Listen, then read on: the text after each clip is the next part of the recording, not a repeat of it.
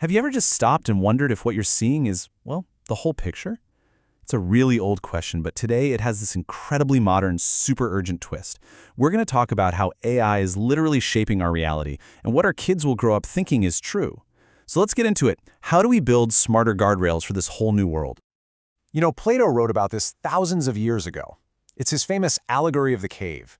He pictures these prisoners who think shadows are real, just because it's all they've ever seen. For a long time, that just felt like some abstract philosophical thing. But lately, man, it feels a lot more like a warning. Yeah, because today, the walls we're all staring at, they're not made of rock, they're the glowing screens in our hands, on our desks, everywhere. And that fire, the one that's casting all those flickering shadows, it is definitely not a simple campfire.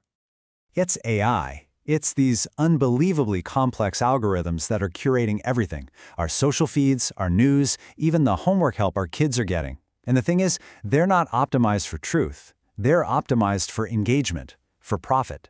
The shadows are literally being bent towards incentives. So you see, here's the real kicker.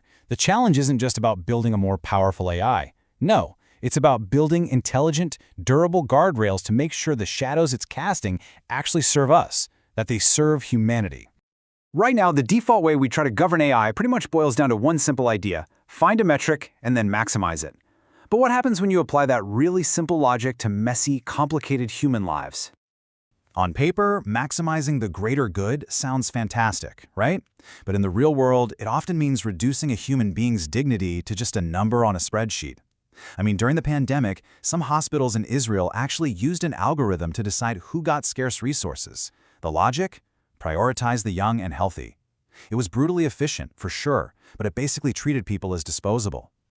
And this isn't some rare one-off problem. This entire approach is super brittle. Think about the movie The Matrix. The machines built this perfect, flawless world designed to maximize human happiness, and what happened? Humanity rejected it. The whole system just collapsed. It goes to show that even a noble goal, when you optimize for it ruthlessly, can just fail spectacularly. And this isn't just science fiction either. There was this famous study from Princeton that found, yeah, your emotional well-being does go up with your income, but it pretty much flatlines at about $75,000 a year. After that, more money doesn't really equal more happiness. It's a perfect example of how you just can't boil something as messy and beautiful as human happiness down to a single number that you can just crank up forever. Okay, so if maximizing outcomes is a flawed strategy, what's the alternative? We need something better. We need a more stable foundation, a better anchor for AI ethics. And that brings us to something called deontology. Now, it's a bit of a mouthful, I know, but it's a philosophical framework championed by Immanuel Kant, and its core idea is actually simple and super powerful. Morality is about following solid, durable rules and duties, not trying to guess what the future outcome will be. It basically says some lines, like exploiting people or trying to rationalize harm, you just don't cross them, ever, no matter what the supposed upside is. To build a really solid framework, you can think of it like getting a team of philosophical heavyweights together. First, you've got Kant. He's the strict rules guy, the one insisting on the non-negotiables. Then you bring in Plato, the big ideals guy, who's always warning us about the shadows on the wall.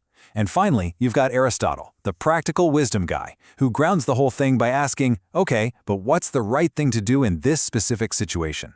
When you put them together, you get structure, you get aspiration, and you get balance.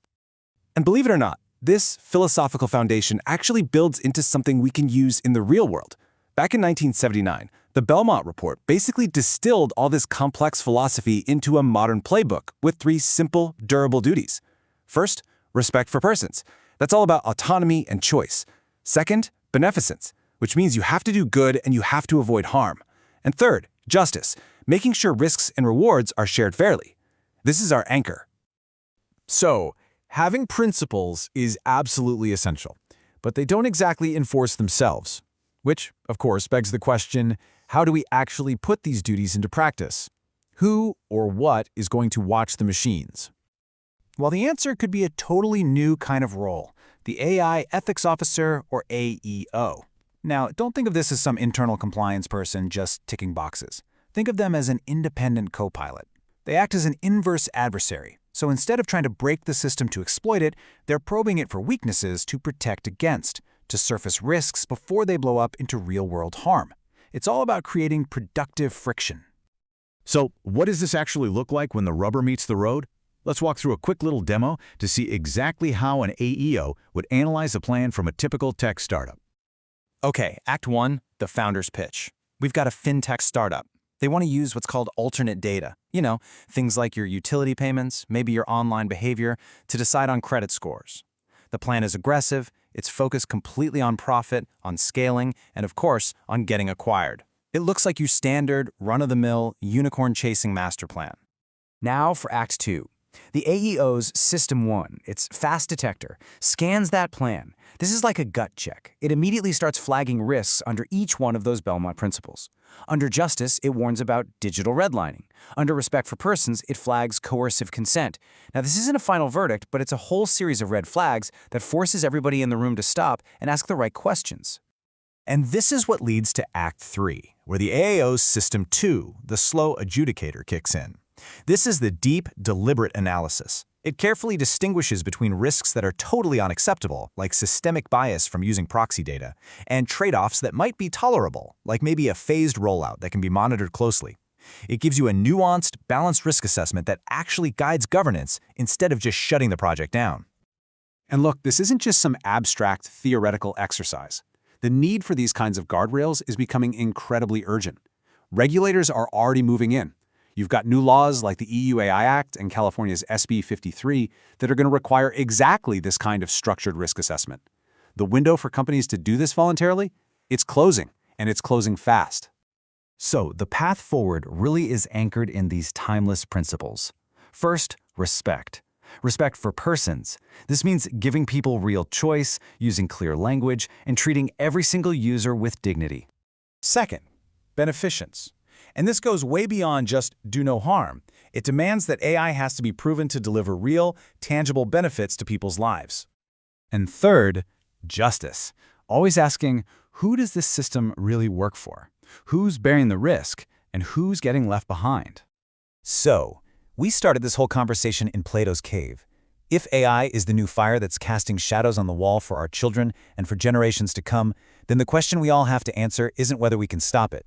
It's how we can build the guardrails to ensure those shadows illuminate our world rather than deceive it.